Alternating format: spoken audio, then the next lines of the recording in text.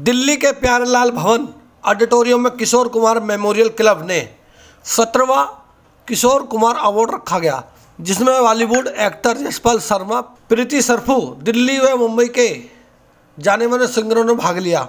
समारोह में केंद्रीय मंत्री को भी अवार्ड देकर सम्मानित किया गया। प्रोग्राम के आयोजक श्री कमल धीमान ने कई एनजीओ के साथ मिलकर पंजाबी सिंगर भुप्पी व डॉक्टर विवेक कुमार को भी सम्मानित किया।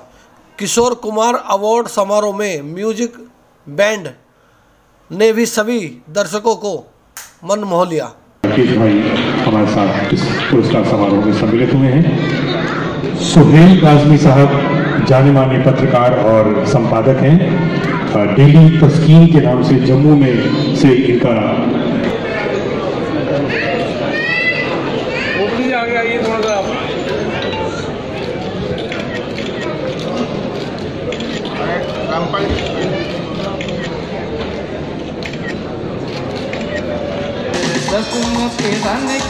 आएगी तू, आए हुकूमत जाने कब आएगी तू।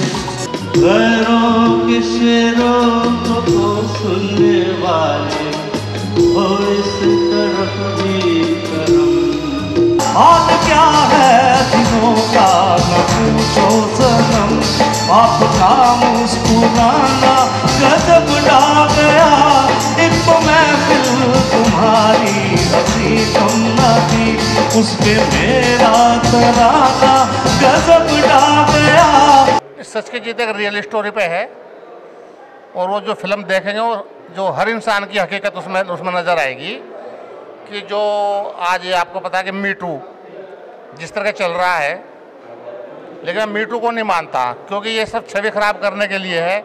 आज 20 साल पहले या 30 साल पहले 50 साल पहले अभी जितेंद्र जी पे भी आरोप लगाया गया है, तो सबूत कहाँ से लाएंगे? अब जिस तरह ये आरोप लगाए जा रहे हैं ये कुछ नहीं है, ये मीटू से पब्लिसिटी का प्रचार हो रहा है यहाँ पे। ये देखिए, कहने को तो बात यूँ है कि अब चाहे वो तनुश्री हो या मीटू इंडिया का जो कैंपेन चल रहा है वो हो, लेकिन मैं एक चीज़ बड़ी मुखरता के साथ यहाँ कहना चाहता हूँ कि जब कहीं कुछ किसी दौर में हुआ हो तब तो आप अपनी बात कहते नहीं, और आप 2, 3, 4, 5, 7 साल बाद भी आप अपनी बात शुरू कर देते हैं। तो ये बात कहीं ना कहीं बेहद गलत है। अगर आपके साथ कहीं किसी के साथ भी कुछ गलत होता है तो आप तुरंत एक्शन लीजिए, उसी वक्त कहिए। कुछ बड़े नामों के खिलाफ अगर आप इस तरह की बात करते हैं तो ये कहीं ना कहीं बहुत गलत है और ये सस्ती लोकप्रियता पाने का माध्यम भी है। नाना पाटेकर साहब हो गए या आलोक नाथ जी हो गए या कोई और किसी का भी हम नाम लें, तो देखिए कला इंडस्ट्री में, कला और संस्कृति के हमारे क्षेत्र में, इस आर्ट इंडस्ट्री में बड़ी मुश्किल से आदमी कामयाब होता है और बहुत बहुत वक्त लगा के कोई कहीं पहुंच पाता है। अगर आप अपनी जगह पहुंच जाते हैं और पहुंचने के बाद आप पे इस तरह के एलिगेशन, आपके ऊपर आरोप प्रत्यारोप होते हैं तो वो बेहद गलत है और दुर्भाग्यपूर्ण भी है, क्योंकि नारी का सम्मान सर्वोपरि है, ये बात मैं मानता हूं और वो सब लोग भी मानते हैं, लेकिन आपको वो बात तभी कहनी चाहिए ना जब कहीं कुछ हुआ हो। देखिए, किशोरदा की याद में ये कार्यक्रम आज का हो रहा है और किशोर कुमार मेमोरियल क्लब जो है पिछले 17 सालों से ये प्रोग्राम करता आ रहा है, क्योंकि किशोरदा एक बहुत बहुमुखी प्रतिभा संपन्न कलाकार थे, बहुत वर्सेटाइल पर्सनैलिटी थे, एक्टर थे, सिंगर थे, कंपोज़र थे, लिरिक्स राइटर थे, प्रोड्यूसर डायरेक्टर थे। और आज उनके ऊपर एक फिल्म मेकिंग किशोर कुमार नाम से एक पुस्तक का विमोचन भी हम करने जा रहे हैं जो मैंने ही लिखी थी। और साथ ही साथ हम इस कार्यक्रम में एक और डिमांड कर रहे हैं किशोरदा जैसी बहुमुखी प्रतिभा के लिए कि उनको भारत रत्न के अवार्ड से सम्मानित किया जाना चाहिए। और मैं चाहता हूँ कि जो भी कलाकार होए उसके सिर्फ एक्टिंग को, टैलेंट को मतलब ये काम दिया जाए, ना कि उसके दूसरे हरूर को दिया जाए। तो मेरा यही कहना है। मेरा फेवरेट सॉन्ग है हेमंत दा का एक सॉन्ग है ये नयन डरे डरे। हेमंत दा के मेरे मतलब मोस्टली जितने भी सॉन्ग्स हैं और स्पेशली रफ़ी जी। किशोर जी जो हैं मेरे पिताजी किशोर जी को गाया करते थे, बचपन में उनको गाते सुना, उनसे देखकर फिर मैंने किशोरदा के गीत सुनने शुरू करे। और मेरे पेरेंट्स ये बताते हैं कि बचपन में मैं बोला बाद में था और गीत मैंने पहले गाया था। तो मैं किशोरदा को गाता हूँ और लाइव शोज़ करता हूँ दिल्ली में, मेरा अपना म्यूज़िकल ग्रुप भी है। और किशोरदा के बारे में कुछ भी कहना बहुत मुश्किल है, उनके बारे में कुछ कहना बहुत मुश्किल है, नो वर्ड्स। वो एक बहुआयामी प्रतिभा के व्यक्ति थे, गायक थे, संगीतकार थे, म्यूज़िक डायरेक्टर थे और एक्टर थे और सब कुछ वो करते थे। निर्देशन, निर्माण फिल्मों का बहुत कुछ करते थे और उनके बारे में जितना भी कुछ कहा जाए बहुत कम होगा। लक्ष्मीकांत प्यारेलाल जी बहुत ही अच्छी कंपोजिशंस करते थे और सबसे अच्छी कंपोजिशन मुझे जो उनकी लगती है वो है एक हसीना थी एक दीवाना था, क्या उम्र क्या समा क्या ज़माना था। ये गीत अपने आप में ही बताता है कि लक्ष्मीकांत प्यारेलाल जी कितने अच्छे गीत बनाया करते थे और किशोर दा उनको कितनी खूबी से गाया करते थे। अभी आप डॉक्टरी करने के साथ साथ ये बड़ा कैसा महसूस करते हैं? मेडिकल से क्लिनिक पर मैं लोगों के शरीर का इलाज करता हूँ और गीत गा के उनके मन का इलाज करता हूँ, क्योंकि अक्सर डॉक्टर कहते हैं कि दिल के दर्द के सिवा हर मर्ज की दवा मेरे पास है। मैं कहता हूँ दिल का दर्द भी हो तो मेरे पास आना। किशोर दा का जो आज फेवरेट सॉन्ग आपका कौन सा मैम? किशोर दा का मेरा फेवरेट सॉन्ग, सभी सॉन्ग मेरे फेवरेट हैं, फिर भी जो उनकी यॉडलिंग है वो उसे बहुत पसंद करता हूँ।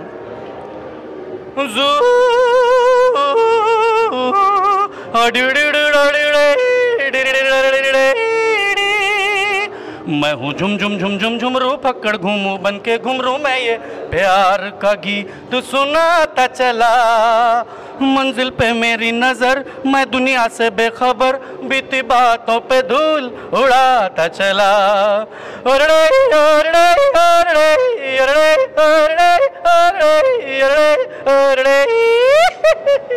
मैं भी किशोर दा का फ़ैन हूँ और कोशिश करता हूँ, क्योंकि किशोर दा तो नहीं हो सकते हम, लेकिन एक उनकी अगर ज़रा सी छवि भी आ जाए तो क्या बात है। मैं भी किशोर दा के लिए 2 लाइनें ज़रूर कहूँगा।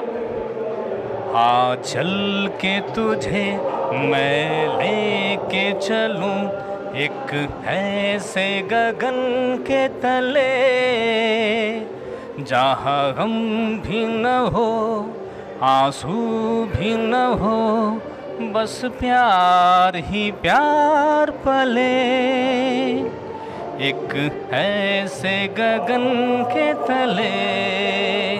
मैं क्या कहूँ, उनकी शान में एक ही बात कह सकता हूँ कि वो एक लेजेंड हैं, लोग तो थे कहते हैं ना, और ऑलराउंडर कंपोज़र सब जानते हैं, actor singer composer director producer. और एक अच्छी बात है, शायद आप अभी ज़्यादा मालूम नहीं है, मैं बहुत भाग्यवान हूँ कि किशोर दा ने मुझ पे एक गाना गाया है। फिल्म का नाम था Namumkin and it was directed by Rishikesh Mukherjee, music by R D Burman, और गाने के बोलते हैं ज़िंदगी हुई कहाँ भूल जिसकी हमें मिली है सज़ा। सर मैं तो ज़िंदगी हुई कहाँ भूल जिसकी हमें मिली है सज़ा, ऐ ज़िंदगी। मैं इस बारे में ये कहूँगी कि बहुत खुश हूँ कि आज इस प्रोग्राम में शामिल होने का मौका मिला है।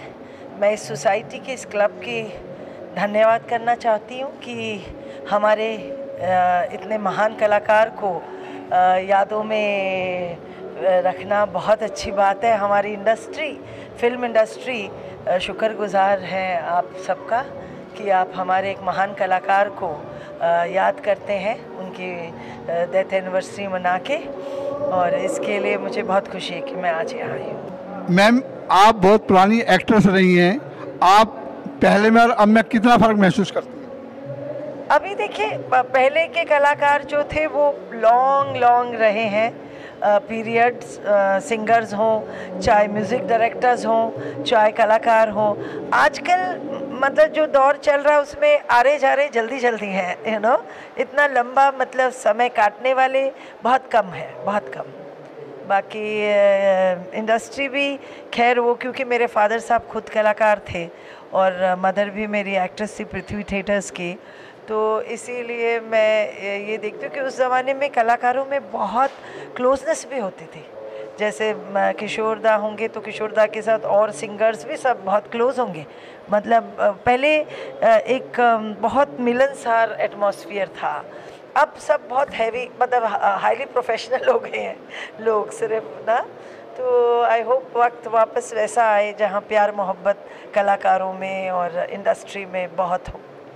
मैंने भी आपकी बहुत सारी फिल्में देखी हैं और हिट फिल्में देखी हैं, बड़े बड़े एक्टरों के साथ में देखी हैं कि प्रीति सप्रू जी का नाम एक अलग ही पहचान में आता था, वो समय मैंने देखा है। लेकिन आज मैं जानना चाहता हूँ जो बॉलीवुड में जो हो रहा है, चल रहा है, जैसे कि तनुश्री दत्ता ने एलिगेशन जो लगा रही है, ये अच्छी बात नहीं है। मैं ये समझती हूँ कि हर इंडस्ट्री में आई थिंक होता होगा कुछ कोई ना कोई, हर इंसान को किसी को मतलब हो बैड लक के ऐसा कोई हादसा, बट इस तरह से कीचड़ उछालना मुझे नहीं अच्छा लगता। मेरे पहले कभी हमने इंडस्ट्री में नहीं सुना, हमारे माता पिता के टाइम पे नहीं सुना जब वो कलाकार थे, और आज 18 साल बाद 19 साल पहले ऐसे केसेस जो निकाल रहे हैं, ये मुझे लगता है निकालना तब चाहिए था, आज क्यों, इतने सालों बाद क्यों?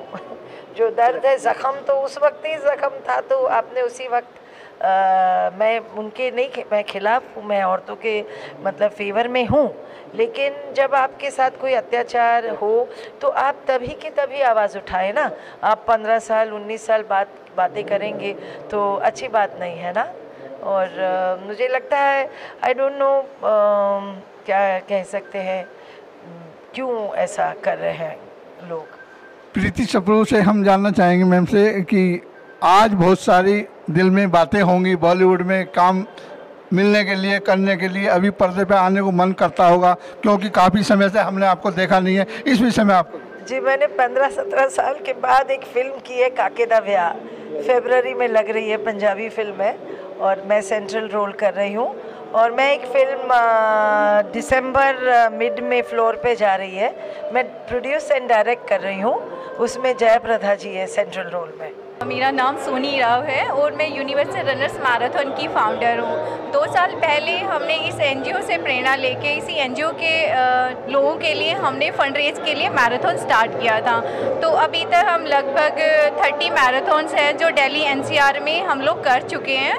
तो वही है, सर की एनजीओ के लिए हम लोग इवेंट्स करते हैं, देन उसके बाद जो भी फंड हमें बचता है वो एनजीओ को डोनेट कर देते हैं। आज हमारे साथ हैं मशहूर फिल्म स्टार यशपाल शर्मा और हम जानना चाहते हैं इनसे इनकी फिल्मों के बारे में, और बॉलीवुड में जो इनका अच्छा बहुत सारी फिल्में हुई हैं इनसे ही जानते हैं, बॉलीवुड में जो इनकी अच्छी फिल्में हैं उनके बारे में जानते हैं। जब आपकी गंगाजल फिल्म के बारे में जानना चाहते हैं, गंगाजल आपको कैसे याद है? अच्छा, जानना क्या है, वो तो टीवी पे आती रहती है हर हफ्ते, तो सारी दुनिया जानती है, उसमें क्या बताना।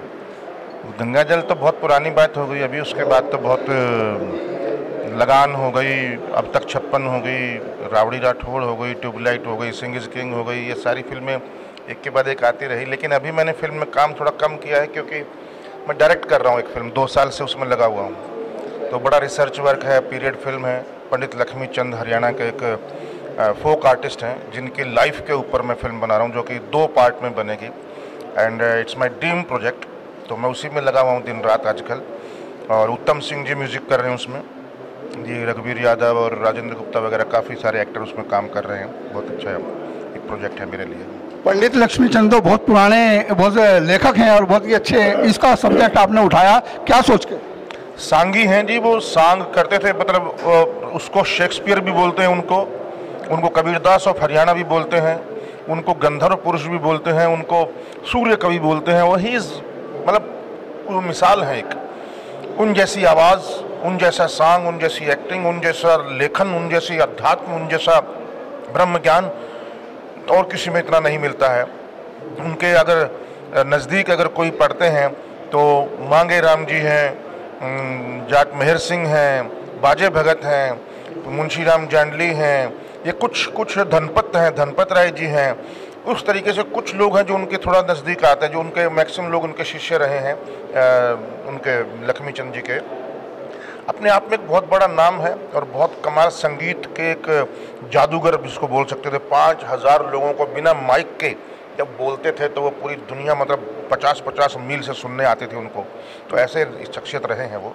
ये हम जानते हैं कि वो पंडित लक्ष्मीचंद जी पश्चिमी उत्तर प्रदेश के बहुत ही अच्छे और बहुत ही जाने माने राइटर भी, आपने बताया बड़े सिंगर भी बहुत अच्छे रहे हैं, लेकिन आपने ऐसा सब्जेक्ट रहा, कितना महत्वपूर्ण काम है ये, कैसे समझते हैं? नहीं, देखिए इस वक्त हरियाणा में सिनेमा को लेकर के बहुत जद्दोजहद चल रही है क्योंकि पंजाब का सिनेमा बहुत ऊपर चला गया है, महाराष्ट्र का सिनेमा ऊपर चला गया है, केरला का, तमिलनाडु, हर जगह बहुत ही पनप रहा है, लेकिन हरियाणा में सिनेमा नहीं पनप रहा है।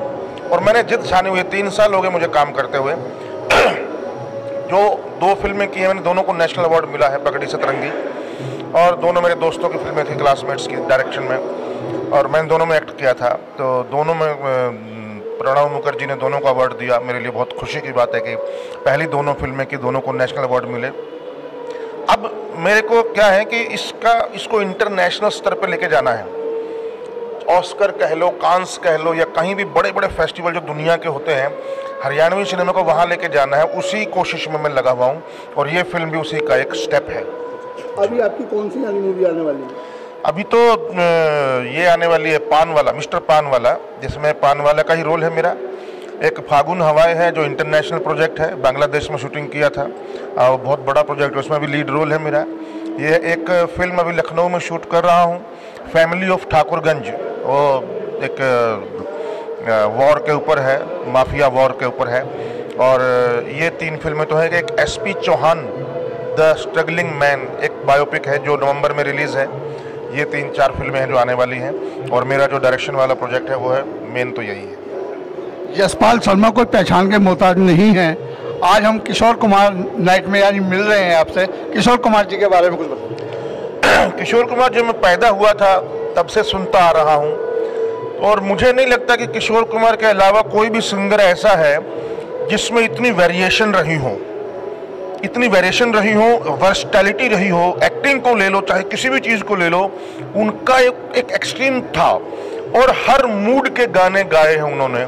एक एक गाना रूह के अंदर बसता है उनका गाना, और कॉमेडी का हो, चाहे वो एक चतुर नार या हो, चाहे वो कोई भी गाने ले लो, पल पल दिल के पास तुम रहती हो, या जिंदगी का सफर है, बहुत सारे, रुक जाना नहीं तो कहीं हार गए, ऐसे ऐसे गाने हैं जो आज ही नहीं, आज से 50 साल बाद भी ऐसे ही तरोताज़ा और सदाबहार रहेंगे।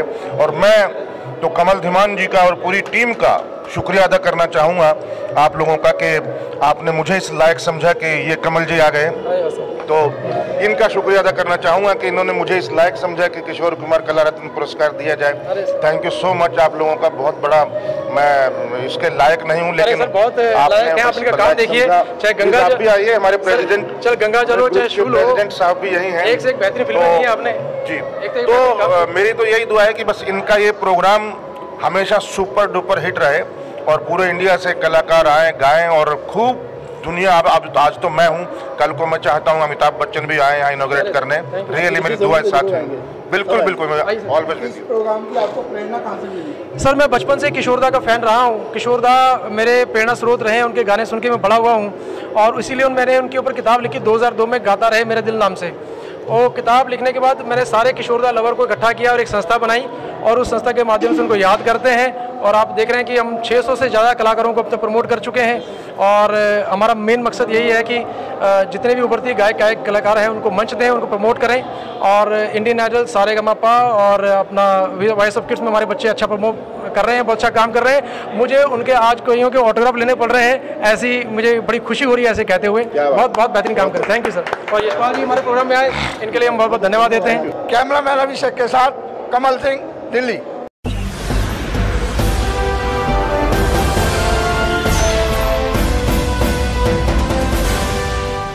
सब्सक्राइब करें।